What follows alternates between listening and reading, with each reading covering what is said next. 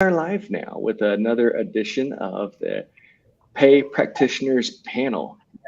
And so today I am joined by a group of highly regarded, very experienced, great compensation consultants that we're going to talk today about how much does performance actually impact, or how much should performance actually impact pay when we're thinking about merit cycles. Before we get started, if this is your first Pay Practitioners panel, it's great to kind of get a round of introductions from everyone. So we'll just go around the room really quickly and do a quick intro. I'll start. I'm Justin Hampton. I'm the founder of CompTool. I've been a comp practitioner for about 15 years, managing companies in the US and in the UK before we started CompTool and Squirrel, which is a benchmarking solution. And so we'll go ahead and go to the next person. So Paul, I think that might be you, at least on my screen it is. Sounds good. Hi, everybody. Paul Ryman, managing partner of Novo Insights, 25 years of doing comp and HR related things. Always excited to be here and wore my "Be Nice to Me, I Pay You" shirt just for the occasion today. That's great. James? Where can I get one of those shirts, Paul? Yeah. I had to make it. So my name is James Seacher. I'm from the Noah Group, based here in San Francisco. I've been in San Francisco for around 7 years now. Before that, most of my consulting work was in and around Europe and the Middle East. I'm a generalist, a proud generalist. I'll work on whatever problems my clients will allow me to get my hands on. Most of my work tends to be around compensation and the development of salary structures and bonus plans, equity guidelines, that kind of thing. But yeah, happy to be here again. Great. Well, thanks, James. Catherine, how about yourself? Yeah, hi guys. Catherine Gombos. I spent about 15 years consulting in the comp space and then went in-house as a practitioner for a tech startup before founding Gombos Group in September of 22. I'm based out of the DC area and also excited to be here talking with you all. I've enjoyed our conversations so far this summer. I always walk out with something new to think about and apply. Great. Thanks, Catherine. Clay. Hi, everyone. Clay Johnson from GBS. I've been in the space for about 15 years, primarily focused on in-house roles, and just last year switched over into the consulting space formally. So I run our compensation and total rewards consulting arm at GBS. GBS is primarily a full-service employee benefits broker with thousands of clients across the U.S. and a fantastic place to work. And I love being part of this panel with all these people who are smarter than me. Nice to be here. Thanks, Clay. Justin. Yeah, thanks, Justin. Hi, everyone. I'm Justin Son. I am a compensation advisor at Expedia Group in Seattle. I've essentially been in-house throughout my compensation career for the entire time, and I've not worked in the external consulting side, but have largely worked with a lot of large companies, Nordstrom, Salesforce, and most recently at Expedia Group. So really grateful for this group here and for the whole compensation community out there. Just the opportunity to share ideas and best practices because we're all going through similar challenges and opportunities together. Yeah, absolutely. Thanks, Justin. And Chad, round us out. Sure. Yep. Hi, everybody. Thanks for joining today. Chad Atwell. I'm based in Colorado, and I've been in this space for a long time. I've bounced between practitioner, consultant, and sort of a technology spin on a lot of the work that we do in comp and performance. So I'm currently with Red Cat, where I take care of our clients who are using our tools and working through different compensation and performance issues. Well, great. Well, thanks, everybody. So I am personally excited today to start this conversation around performance and pay and how much does performance actually matter, because I think that while many companies say that they are performance and pay, I think that as many companies have a hard time ensuring that performance is truly differentiated with pay. And what I'll do to kind of kick today's conversation off, so I'll start us off with this hypothetical scenario, but one that's probably something that we can all kind of relate to. Now, let's say that we've got two employees that started on the same day with the same experience at the same company, the same job, at the same rate of pay. And 12 months roll around, and we've got employee A and employee B. And let's say, for example, that employee A is a high performing employee. They're able to get the job done with minimal supervision. They're able to really work independently, and the level of work they're producing is high quality. To get things done, they're working 43, 44 hours a week, just a little bit more than kind of expected. Maybe they're working through lunch. Then we got employee B. Employee B is kind of meeting our expectations. They're strong workers, but they come in, they do their time, they take off their lunches. They've got, as expected, kind of the learning and development pieces that you would need. They're a solid performer, but they're not necessarily a high performer. And now it's time for merit. And we start to look at this, and let's say both these employees are being paid $50,000 a year. Now, if we were to award the high performer, employee A, let's say a 10% merit increase, which is on the scale of things, going to be considerably higher than probably most companies are going to pay. And so we do that. And then we award employee B, let's say a 3% increase, which is kind of somewhere what we often see for your average kind of standard performers. What does that mean? Well, all of a sudden you've got one employee that's at $51,500 a year, and you've got another employee that's at $55,000 a year. Ostensibly, we are seeing that there's that differentiation pay. But when we think about the number of hours worked per week, and we break this down to an hourly rate, what we're actually finding is that employee B is earning more dollars per hour than employee A. How do we as compensation practitioners kind of deal with this? Because there is a fixed budget. We don't want to have these hard conversations necessarily with employees that are performing well, but we do want to make sure we're rewarding those high performers. So that's the first hypothetical I want to kick us off with, and kind of run this around the group and see, does this make sense? Do you think people are experiencing this? Have you seen it? Have you done it? How are we actually kind of accommodating, or how are we accounting for making sure those high performers are paid fairly, and we are really differentiating pay with performance? So I might just open up with one thought on this one, just a brief one, which is that even the phrase pay for performance kind of annoys me a little bit, because it's so vague. It really is. So like, pay for performance can just be hiring and firing the right people. That could be it. I mean, technically then you are paying for the performance you want, but it can also be like a sales incentive, which is highly granular. And I think what happens a lot of the time is a company will say, hey, we do pay for performance, and then sort of figure out what that means later on. And that's kind of when it comes unstuck a little bit, I think, is when you don't really decide what that links to. So Justin, to your point, for example, are we linking pay to performance through the merit cycle? Well, if so, we should be trying to differentiate our cycle. And if so, we need very robust performance management systems in place.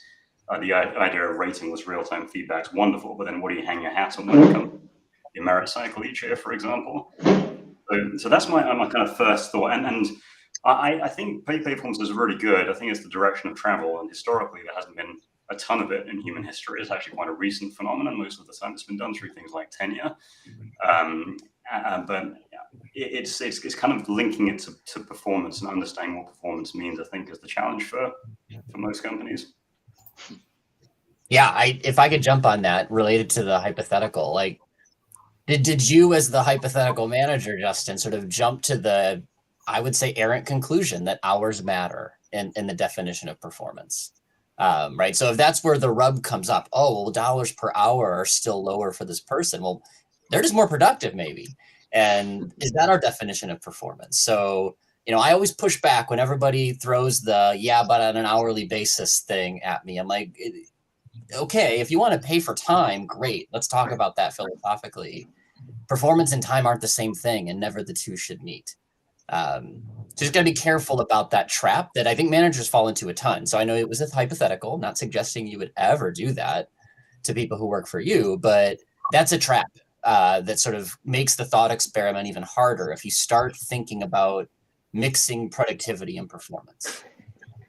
Yeah, I agree with that, Paul. I would add to your comments that I think every measure of performance has pros and cons, and you want to think about what are the unintended consequences of whatever I'm saying is my performance measure. So if it's, you're a customer service agent, for example, and you're incentivizing people based on how long their calls are. Are you unintentionally encouraging people to get through calls quicker and maybe put that customer satisfaction experience on the line? So I think, really being clear on like what is the purpose of whatever metric I'm using, whether it's time or customer satisfaction or cost savings, and then really understanding what are the unintended consequences of that. And something that I personally, educate leaders on is the importance of understanding the employee's opportunity for impact and what were the results that they actually delivered at the end of the day. Because I think human bias, we tend to perceive, people who are in the office or people who are working long hours, those are the top performers, right? So you kind of want to move away from that perceived, that perception that, again, those who are working kind of longer hours are truly your highest performers.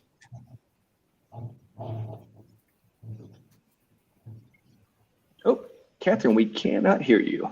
I put myself on mute when I heard feedback earlier. I was just going to pick up on the comment around kind of bias, Justin, and it also builds off what James, you were saying in terms of your performance management system, right? Likely riddled with bias. And so if we're, then making pay decisions based on, the structure of identifying performance and landing on kind of A and B's performance in comparison to each other, right? We need to unpack sort of the performance management system as well. Is there a scenario here where we can just get away from any kind of performance-based merit pay? Because I really think the differentiation doesn't make a lot of difference for people. You do find out over time. I mean, especially with salary transparency now and those sorts of things, it's people are asking a lot more questions about why they're paid what they're paid, and the merit part of our total compensation package is really just more related to market movement over time. And the fact that somebody continues to produce and is being a good performer should justify the fact that they're going to keep up with market and be able to earn what they need to earn from a market competitiveness standpoint. And then let's leverage performance in a completely different scenario. Let's make it based on variable pay or equity or profit sharing or some of these other things. I just feel like merit is such a weak tool when it comes to trying to enforce any kind of pay for performance that way. Yeah, let me I actually agree, and I've implemented systems like that, but let me challenge it, because this is where it hurts a little bit. When you've got, a group of 10 people doing similar work, there are people who are just genuinely better, more skilled, producing more, forget about hours, but like the results are better. And they're not particularly thrilled with the concept of, but we all make the same, and I happen to get a bonus that was a little bit bigger before too, because typically bonus differentiation is also not all that extraordinary in the grand scheme of things. And then if you do pull in the dollars per hour thing, people discount it super quick. So while in general, I do think we've not done a great job as an economy at sort of thinking through pay for performance, people like it. Like individuals that are participants in our programs do see value in it. So that's the tension, right? Like, can you execute it well enough that you don't create unintended consequences around pay equity, around putting managers in a spot where they can't explain it, but also, paying homage to the fact that high performers want to feel paid differently. The one solution I offer in this space is to zoom out. There's a blog post I wrote on this some time ago, which is don't think so myopically about paying for performance right now. Like it puts way too much pressure on a manager to do too many things. Whereas if you zoom out and say, look, over a 4-year horizon, a 3-year horizon, high performers get recognized. They get promoted at some point. They do get a bump. They get an adjustment. Something happens. And I've seen time and time again, when you feel pretty crummy about your pay for performance outcomes right now, you feel pretty good about it when you zoom out and take a broader perspective. I completely agree with that one, Paul. Like if anyone says to me, hey, or if a manager gets asked, well, why do they get 5%, not 3%, 3%, not 5%? So who cares? You focus on your long-term wealth opportunities, and the way you unlock all that wealth is promotions, career progress, is getting through it to higher levels in the organization. I think I try and kind of when we're writing FAQs, try and focus like any sort of, like you mentioned, microscopic views on pay in the moment. It's too narrow. That's not the thing that's going to get you to long-term success, or any of us to long-term success. So yeah, zoom out. Yeah, one of the things that I have seen historically too is that high performance is oftentimes opportunity based. And what I mean by that is there are many times where high performers are acknowledged as being a high performer because of a situation that might have been a one-time situation within the business, whereas a manager had left, or the large project was being activated or was being implemented, that isn't really par for the course for the regular work cycle. So going back at that multi-year look, sometimes out of 3 years, you may only have 1 year where you do truly have an opportunity to kind of go very significantly above and beyond kind of the expectations you have within you that are set up for you. So I do wonder kind of if we do back out and look at that 3-year piece, how can we kind of rectify that with, sometimes with business as usual when there's not necessarily opportunity. And I don't know if I'm getting a bit of feedback, so let me know. I hear something on my end. Yeah, so I think the interesting part about that perspective, regardless of the timeline you're looking at, whether it's a quarter or a year or 3 years or whatever, there's still this whole idea of pay for performance rests on some assumptions that, one, every job actually has an objective measure of performance, right? That can be agreed upon, that can be measured, right? All that. And two, that you can actually measure an individual's performance. And with so many jobs out there, particularly white collar jobs, I think that's really, really hard because you tend to work in a team, you're working with other people. What you do has inputs from other teams and outputs to other teams. And it's just, so those two assumptions of that you actually can measure the performance and that everyone can agree upon that, and that you can narrow it down to an individual's contributions and extricate it from everything else. I think those are two really, really hard assumptions to overcome in general when it comes to successfully paying for individual performance. And I think we tend to be pretty bold in thinking that we really can do those things. I think most pay for performance programs and merit programs just assume that we are doing those things. Yeah, I think that's a great point, Phil. I think the role of the manager is so critical in defining for employees their role expectations, because if those are not clearly communicated, it doesn't matter what you pay employees, they're not going to be clear on how they performed relative to their role expectations and how that affects their pay potential. And so I think job descriptions and having quarterly connects with your employees potentially to talk to them about their performance during the last quarter and how their goals and objectives are changing is really important to make sure that you're linking that performance to that pay potential. What's rattling around in my head is sort of this concept of how pay for performance as a philosophy. James, I think you put it well in terms of 3% for 5%. That may not be really driving things home, but your abilities to be promoted or increase different level, get to different levels of in your career. Not a fully baked thought, but what I think it contributes to is this uncontrolled pay gap. Right. So typically the challenge when folks are coming in, is not really at hiring. It is at how we're paying for performance and how we're rewarding folks through their career that then, creates this disparity.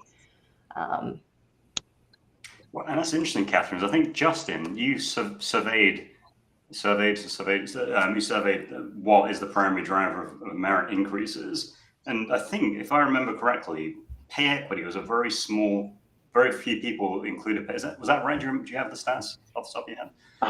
Let me take a look, but it was something around 80 to 90% were saying performance was the primary driver, and the rest of the options, pay equity, comp ratio, and experience, were all a very small portion of kind of the primary driver. Now, a lot of folks said we look at all of these things, and Of course, but that's not a great LinkedIn poll. It's the answer for all of the above.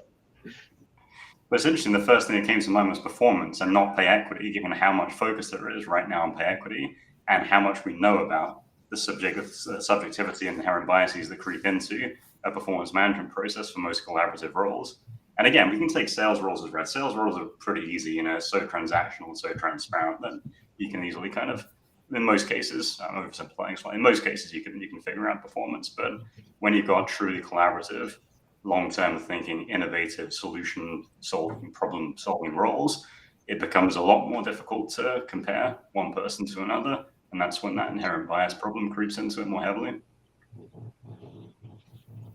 Yeah, I think going back to kind of what Justin, Son, what you were saying about the importance of the manager piece are we closing the loop by actively managing and expecting performance evaluations of our managers when it comes to how they hold each other accountable for performance, their teams and all of that. So are you incorporating this idea of accountability for the manager to really have clearly defined, identifiable individual goals, team goals, whatever it is that you're doing? With the systems that are available today, it's easier to kind of say, okay, are we actively using numerical goals or anything that isn't really susceptible to a lot of the bias and the language, loosey language that we tend to use in this space for sure.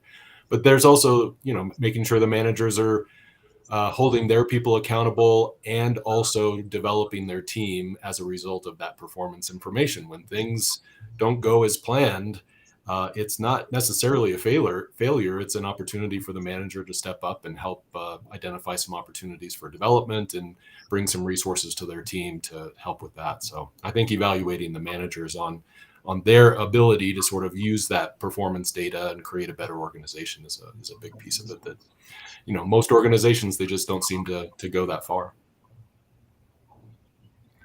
Yeah, and then I think about too, kind of like who's the connector that says what Chad believes performance that earns a 4 in a 5-point Likert scale versus what Justin, thinks, right? Then how are we creating consistency and equity in that evaluation and the use of our ratings? Yeah. Yeah, and one of the things I always find interesting too is when you have so many employees that have the same performance rating, whether it be a 3 or a 4, meets or exceeds, but then you still have this really wide variety of merit increases that have been assigned for whatever reason. It could be, there's a range. Typically, companies will provide a range of, here's the increase between 2.5 to 3.5 based on the employee's performance. But then you do see these kind of differentiations, and I always find that interesting to say, well, it's the same performance rating. What is the basis for a 3.5% merit versus a 2.5% merit when they have the same rating? Oftentimes there are pieces baked into it like comp ratio or experience, but I always kind of, to your point, there is that opportunity to differentiate people's pay when they do have the same performance rating. That's a lot of times harder to actually nail down is why were those people paid differently? And I think that's one of the challenges that we see with some of the performance and merit process. Yeah, I think that, I don't want to make this about performance management, but it is essentially. And, I've struggled a lot with the word performance and how managers interpret it differently. This is a really not fully baked thought, but I've toyed with years about this. There's a difference between like your capability and your contribution. So there was a comment in the threads about like the 3X engineer. Like, to me, that's a capability thing. They're really good, super productive, unique experience or skills that makes them able to produce at a high level. Contribution is like I got this done, right? I can point my finger to it, whether it's a quantified metric that you were referring to, Clay, around, just making sure we have metrics, or whether it's a project outcome. And I've just, as a manager, I failed miserably at sort of paying for performance because there was always like this trade-off between those two different lenses of performance, right? My really good people who just get stuff done all the time. But then I got this team that, implemented Workday globally, single-handed in a pandemic, massive contributions. So two different types of performance and not really having the tools, even though I was creating the tools, not really having the tools to sort of talk about that and reward that with the right way. When we just talk about pay for performance, it's just too too monolithic. It doesn't have the context of these different ways that people contribute and advance, the goals of an organization. So at some point we need to make the language evolve a little bit to have a little bit more nuance so that we can understand how people are performing and tie that differently to rewards. If I could just piggyback on that as well, there's some interesting studies out there that measure the effects of pay for performance. There's more than people realize. There's actually quite a lot of research out there on this. And unsurprisingly, individual incentives were not as effective as group or team-based incentives for driving organizational productivity. So we get a bit narrowed in on performance. We think it was an individual thing, but the idea of focusing on the individual means you're not focusing on the production of a team. So by saying pay performance is about you, an individual, you're kind of reinforcing the idea that your performance is more important than the collective performance. But to get that increase in organizational productivity, which most companies are trying to do, right? They're trying to be better companies, not have a collection of better individuals. Then the research suggests we should actually be zooming out in that respect a bit and focusing more on group and team-based incentives. Yeah, I think I think. Oh, go ahead. I was just going to say just a really quick comment on that. I think the difficult thing is that I think it was Justin Hampton's point earlier, perhaps, in the United States, the individualism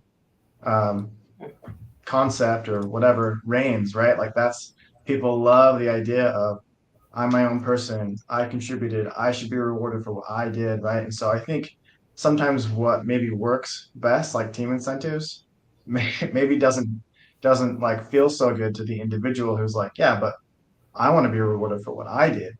And so sometimes the process and the perception don't align very well. Yeah, I was going to add as well to James and your comment, Clay. I think organizations struggle to really differentiate performance, using merit because the budgets are so limited. And like you were saying, Paul, you don't want to not recognize those folks who have kept the boat sailing, right, and maintaining the day-to-day operations, even though they may not be one of your 1X or 3X engineers. And I think having a recognition program, can be really powerful in this case, because employees just want to feel like they are recognized for their contributions throughout the year. And oftentimes companies just have this very limited budget where there's just that one opportunity at the end of the year to reward someone for a job well done. So is there opportunity to do that more frequently throughout the year so that if you do have to make some tough choices with your budget and, maybe not give certain individuals a merit increase in order to reward your higher performers with a larger increase, that's not going to be so difficult because you've taken the time to recognize people throughout the year rather than just during this one point in time during the merit cycle. So I think that there's opportunity there from a kind of recognition perspective to help support differentiation during the cycle. Which I think goes back to your earlier point in terms of developing managers and having them kind of hands-on in that performance management. So. Yeah, that quote from Denise that you're showing is I think really super important. For years I've taught with World at Work, and somebody I've gotten to know really well through that process is Lori Whisper, who's at Willis Towers Watson. She wrote an article not too long ago, I guess it's probably been 4 or 5 years, that was called Purpose-Driven Pay for Performance. And it was this idea of not all of the tools in our toolbox are going to do the same thing, right? So merit is going to be one particular, you're going to leverage different motivations and different ideas of performance for some of these different comp components that we use. So merit, variable pay, stock, equity, spot bonuses, all those different things. It's this idea of having a purpose behind what you're actually providing and going as far as as part of your comp philosophy, your strategy, you communicate to employees, look, this is a performance-based component of your compensation. And some of it is more based on other factors, how we perform as an organization versus individual and those sorts of things. It's a classic, I think, just one of those things where we do just kind of slather that pay for performance term over everything, and we expect everybody to understand that, you know, it has a lot of uniqueness behind what we actually offer for it. Mm-hmm. Oh, there it is. Thanks, Denise. Yeah. The only thing I'd call out, though, is I have to think of a way to phrase this. Spot bonuses have been shown to have an enormous amount of bias built into them. Sure. So, because they tend to be less regulated, let's put it that way. So the amount of oversight, the criteria for achieving it, you know, most organizations manage those by, hey, if you want to give one, submit the proposal. You never have to talk about the circumstances you didn't want to give them. And that's where the bias creeps up, right? Everybody loves giving money away. But who did you choose to not give a spot bonus to? So you know, from a broader pay equity standpoint, you know, we have to be careful about assuming bonus is always the answer, because my past work has typically shown that there's more bias in bonus decisions than there is in salary decisions. So we have to be careful about sort of oversimplifying. And I know that's not the intent, Denise or Chad, to oversimplify. It's more, there is absolutely a role that one-time payments of whatever sorts play in recognizing contribution, so that you don't have to lean too much on salary increases to do so. But it does have other consequences that you have to manage very differently. You know, bonuses also tend to be subject to funding in some form or another, which can disappear. And then, you know, if you're leaning on that for your strategy, you know, my example happened during the COVID pandemic. There were no bonuses to pay. So it's like, how do I reward these people that just did an, you know, otherworldly exercise with no money to do so? So it's just, you know, you have to figure out how to have an ecosystem of programs that you can maintain excellence in executing them, scale them well, and avoid as many unintended consequences as possible. None of them are perfect, but it's finding that, you know, the right stew of all these different things and the right environment to just make sure you don't cause harm in the process. I worry a lot about spot bonuses for the same reason as well. Any company that says they've got issues with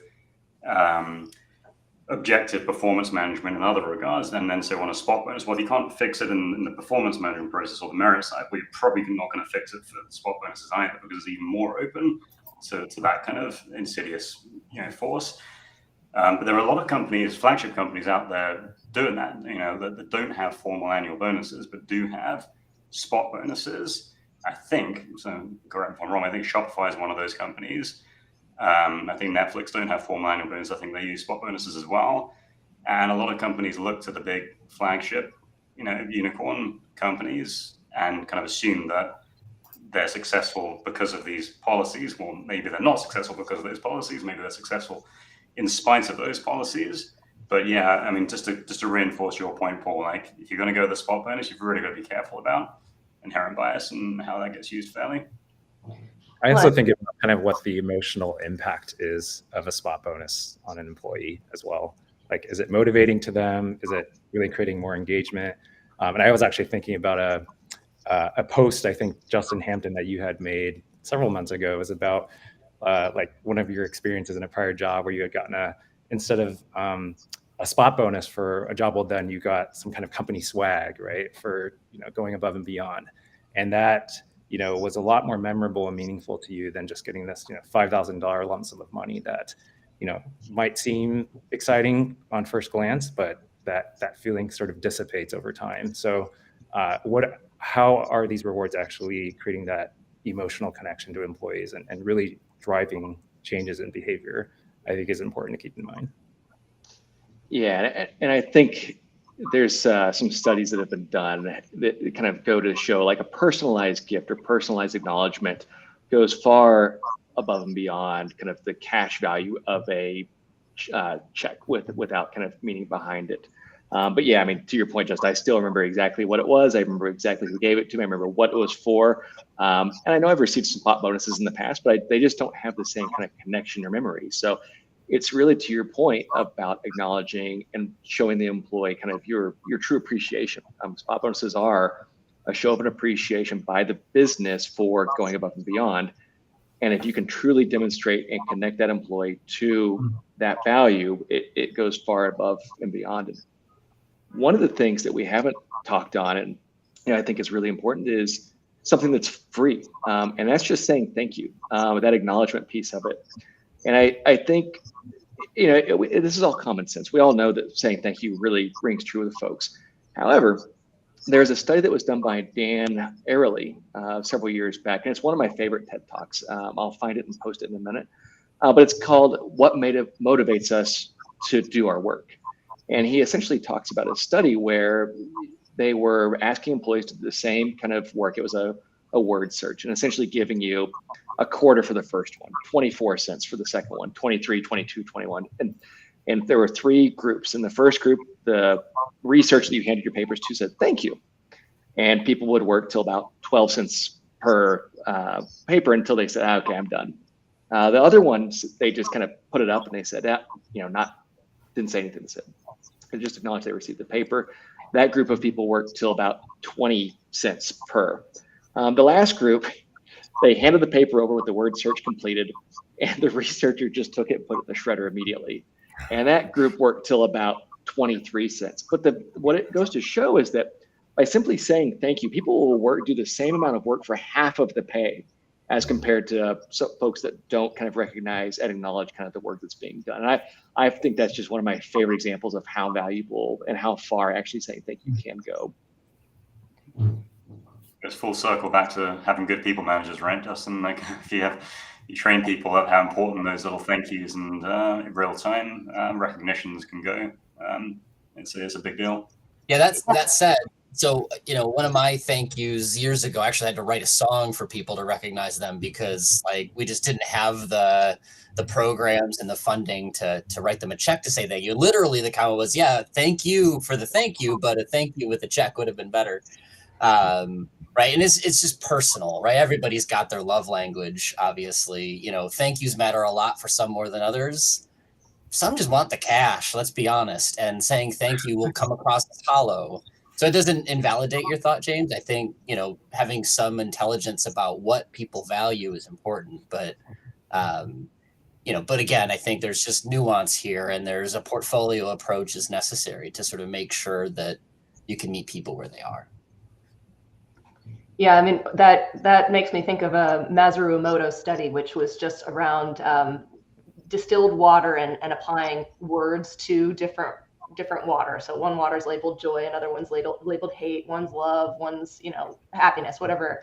And then when you look at the molecules of the water, the nice words are wonderful, intricate snowflakes. The evil words looked like dying amoebas. And so the concept, the study was, if we're human and we're at 60% water, what do words do to us as humans? And so when I think about performance and how outcomes tends to be the conversation, I think this is the missing piece, right? Those performance managers that create safety and better water cells, for lack of another way of putting it, right? That is performance and drives kind of team outcomes too.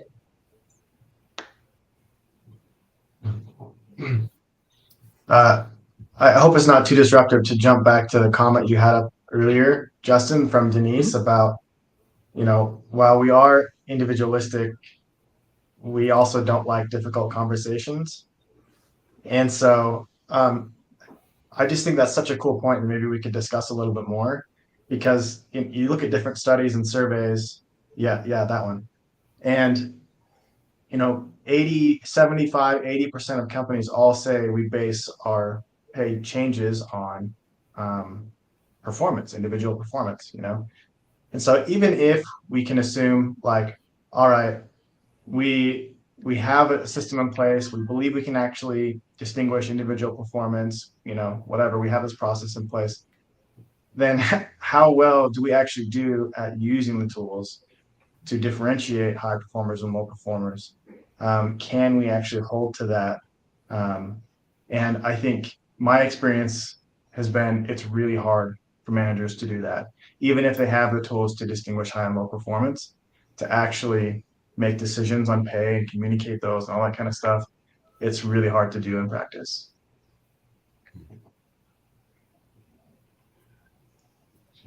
Yeah, I think it's a great. Go ahead, Justin. Yeah, I was going to say, I think it's difficult for, I think the manager experience is going to vary a lot based on the culture of the organization too, right? And so how aggressive are you trying to be with differentiating pay based on performance?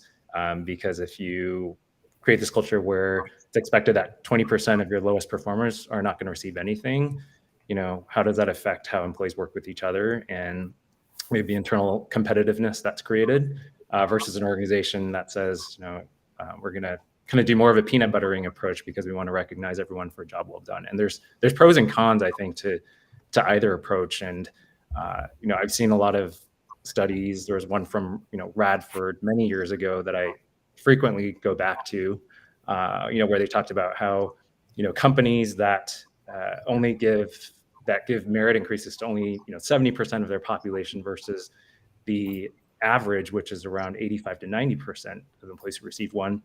Those companies that give increases to fewer employees but larger increases, they tend to generate more growth, more returns for shareholders, and better business performance. And so that's all nice from a business perspective, but what kind of culture does that create internally amongst employees? And so I think there's pros and cons, I think, to any approach. Yeah. I was just going to mention, I kind of getting back to the idea of how we define performance. I don't spend a ton of time in executive compensation world, but it definitely is starting to seep in that the idea of performance needs to incorporate this ESG model, right? You have to have, you have to be performing well, but not at the cost of the rest of the world around you, essentially. And I think that'll creep in more just to everyday regular performance. You were talking about it before, Paul, where it's kind of the contribution and capabilities. There's the what you actually deliver, and there's the how of how you actually delivered it. Did you create any unintended consequences as a result of really going after that big profit number, and all of a sudden next year's consequences come to roost and that person is long gone, they left the company, and there's all kinds of other decisions that have had to be reconciled as a result. So I'd be interested to see or hear if anybody's incorporating more sort of like socially minded, environmentally minded goals and objectives as some of their pay for performance models. Well, there's certainly in leadership instead of like executive bonuses now, you see a lot of that kind of thing. But I haven't seen it much below that in terms of kind of like, have you participated in a community day or something, like anything like that in an extrinsic fashion. I haven't really seen much of that so far. Yeah. And I think, not to shift gears too much, but I think we're kind of on that topic a bit. But, to Kyle's point is we can all agree that pay for performance is difficult to manage. But what have we seen that companies have done well? And I'll start and say that one of the things that I have seen companies do well with that is to really kind of focus on the educational piece of working with managers, not just during the merit cycle kickoff meeting, but it's actually the kind of continuously inject kind of what the compensation philosophy and the compensation program means when it comes back to their employees. For me, kind of the education piece and the communication piece is one of the things that companies can do at no cost that will help to really significantly drive the business forward. Is there anything else that you guys have seen other companies do well? I have an example. I can't name them, unfortunately, but I just met them a couple of weeks ago that I was blown away with the level of clarity and how they work through pay for performance, and their employee survey results suggest that it's working really well. I can't prove that it's making a business impact. Just met them. But the results are promising, and their formula, which I thought was actually elegantly simple and brilliant. Don't try to pay for performance with salary. Fixed rate per job that moves with market is their salary strategy. They did have a administratively complex but very clear spot bonus program about these types of things, give you these kinds of rewards in the moment. And they were really good about doing it like in the moment, not waiting 6 months to do it later. And they happen to be a publicly traded tech company, so they use stock and sort of promotions as their long-term perspective. Look, if you're great and you build this company over time, this is where you win. And they did differentiate pretty aggressively on equity awards for those that were the 10x, 5x type people. So super clear on that. Managers knew what it meant. Managers knew how to implement it. So it was just, I think the clarity is what really brought excellence to it, at least from my quick assessment, having met with them and seeing what their employees were saying about it. So it's just an example about having an aligned strategy with clarity that people know this is the deal. This is how it works here. And if you contribute in different ways, this is how you will succeed. Yeah, I'll say that. No, you go ahead, Justin.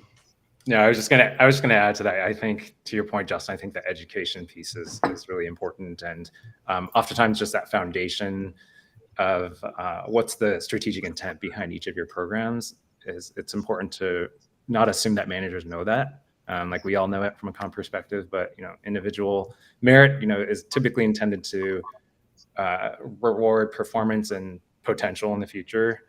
Bonuses, I think as I saw in Denise's comment before, are past looking, equity is more forward looking. And so those are some of the nuances I think that leaders are not always cognizant of. And I think repetition of those concepts can be really helpful.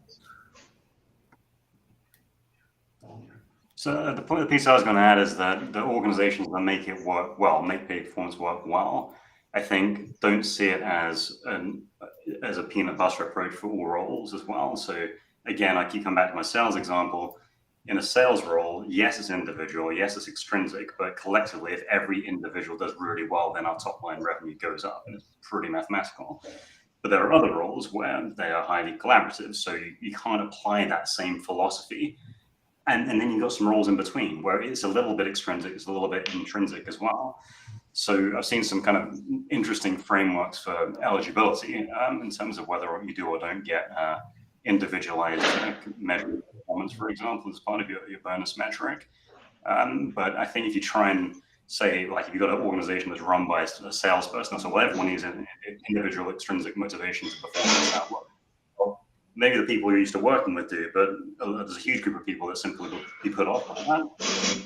If we look at the research, there's research to show that people that are accustomed to working in teams and actively will be disincentivized by the introduction of individualized incentive or individualized pay performance. And there's a very interesting study in Denmark that showed that companies that introduced individual pay for performance actually had higher instances of depression and subscriptions for medications to counter that. So, and that's a culture that's tends to be against individualized performance. So my point I'm circling back to is that it's not the same for every single organization. So we should be thoughtful about how we deploy pay for performance differently across different roles.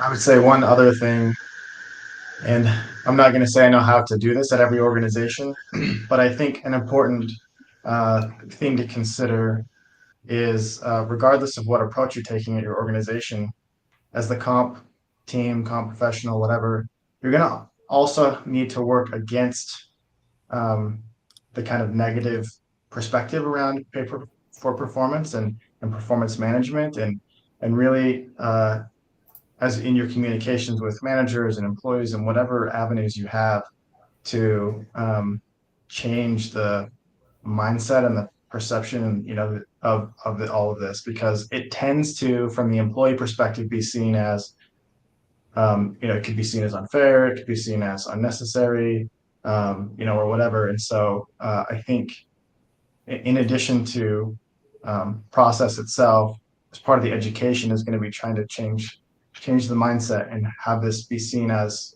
a positive thing that can reward people for their work in appropriate ways, and not just we have to do this, we have to check the box type of a thing.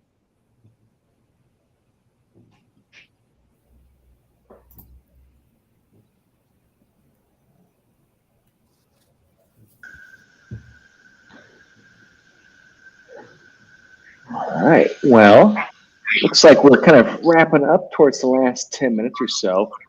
So as we are kind of getting ready to wrap this up, one of the things I love to do is kind of go through on the last several minutes and make sure that everyone has an opportunity to kind of say kind of their parting thoughts.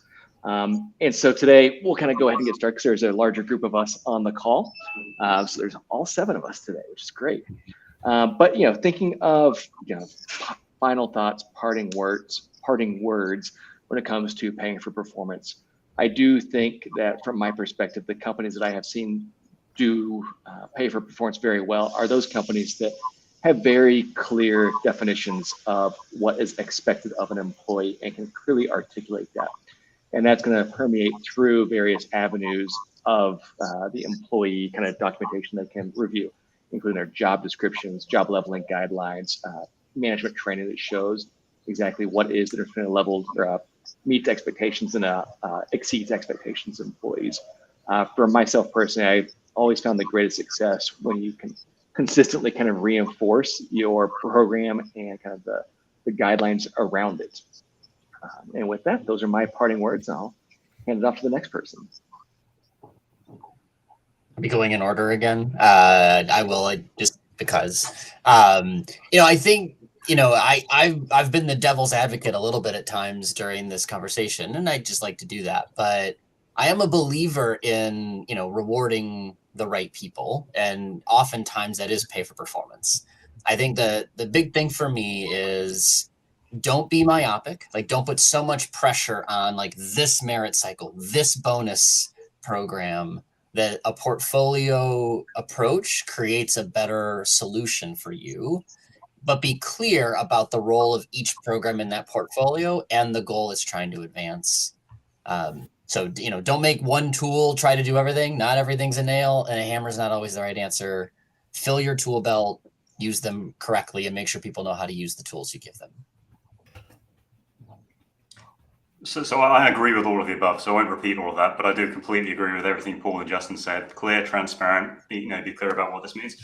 But I'll also say, as we talked, I know the focus is on pay for performance, but we shouldn't be too obsessed with the link between pay and performance, because we all know that all the research suggests that if you want better people, if you want to motivate people, want to do better workers and stay longer and work harder, it's often intrinsic reward to do that. It's their happiness at work. It's the feeling they're part of a mission. It's enjoying the people they work with. It's feeling close to the product and solution, and just looking forward to getting into work every day. So I do believe in pay for performance, but I do believe it's been overextended as to how useful it can be in terms of driving organizational productivity. So I agree with all that. Do it cleanly, do it properly, do it when it's right.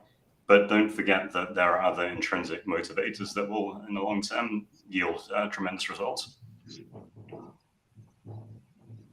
Yeah, I mean, I think that's spot on. I mean, to not repeat what you've said, but maybe just add to it, is just, it is intended to be very unique for each organization, and even further if you were to go to by job family or even level. And so you want to make sure that you're establishing the right company value connection to the company values, that you understand how those things link, and that you're thinking about the employee in terms of what they need. And that might be different in your organization than your past organization. So kind of thinking through that and modeling out the program and what tools should be in the belt for your organization. Yeah. This is always the hardest part, because everyone says all these great things. By the time it gets to you, you're like, well, you already said all the good stuff. But what I would say is just, it's important to do the work, no matter how long it takes, to get to that level of clarity for everyone in every role. And what I mean is, we've already pointed out, for some roles, it's really, really easy to, sales is always the classic example. It's really, really easy to say, well, here's, the purpose of your job and how we measure your success and all that kind of stuff. For other roles, it's very difficult. But to do the work is so meaningful to the employee in the role, to understand, well, in 30 days in your role, your ability to do these things shows that you're being successful, or your inability to do them shows that you're struggling, right? And at 60 days or 90 days or a year or whatever. And sometimes it takes a lot of thinking and a lot of work and iteration to be able to get to that point. But to be able to provide that to an employee, and then to have periodic discussions, against those criteria, is so meaningful. and takes away all the ambiguity around whether someone's doing a good job in their role. So be willing to put in the time and the work. Yeah, plus one to that, Clay. I think when we talk about motivating desired behaviors, it's truly a performance management activity, and it's all about manager capability and making sure that they have the tools and resources to coach employees effectively and hold them accountable to expectations. This is not a primarily compensation activity. The performance management piece, if done well, will make the rewards piece so much easier. And I think that sometimes the challenge of where we get placed as comp professionals is we're expected to kind of motivate desired behaviors using rewards. And I think to James's point, we don't want to over-index on the extrinsic rewards. We want to keep in mind that not all employees are primarily driven by pay, right? And if they are, maybe these are not the employees that you want to keep at your organization, quite frankly, because they're not going to stay very long if that's not, the intent is not sustainable. So yeah, I'd say really just the importance of continuing to partner very closely with your performance management team, talent management team, HR partners if you have them, and coach managers to more effectively hold employees accountable to expectations should be the focus. That's awesome. Yeah, great comments all the way around. I'd offer maybe just a little bit of a thought experiment, and that is, if you're having trouble defining performance, think about that same role in hiring a gig worker or a consultant or somebody else to do it, because there's all kinds of great examples that we use every single day where we're holding exterior employees accountable for their work.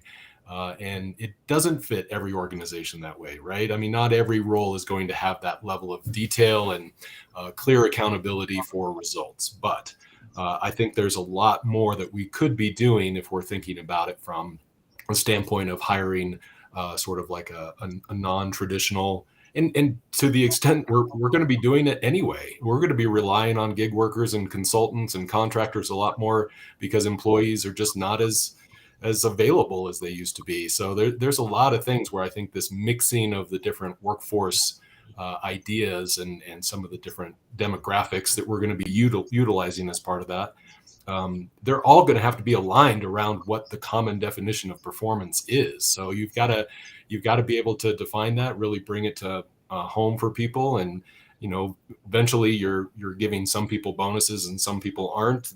We can deal with that, but you got to start with that clear definition of performance first.